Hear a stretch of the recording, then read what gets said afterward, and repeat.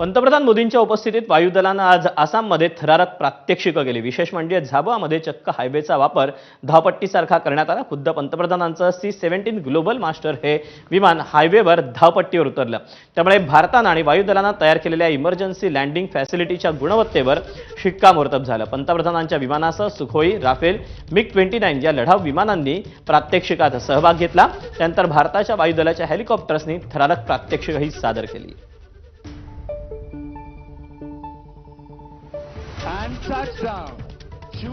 या लँडिंगद्वारे भारतानं चीनसह बांगलादेश आणि म्यानमारला भारताच्या ईशान्य भारतातील युद्ध सज्जतेबद्दल जोरदार संदेश दिल्याचं कॅप्टन सूर्यकांत चाफेकर यांनी सांगितलं।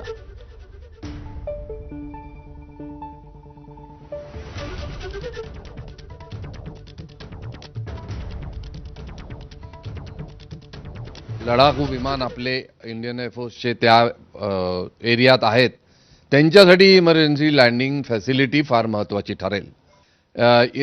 चायनासाठी आपल्याला आत्तापर्यंत आपण उत्तर प्रदेशमध्ये पाकिस्तान आणि चायना यांच्याबरोबर जर युद्ध झालं तर त्या हायवेजवर आपण अशा लँडिंग केले आणि आपलं दाखवली तयारी की आपण इमर्जन्सीमध्ये हे करू शकतो।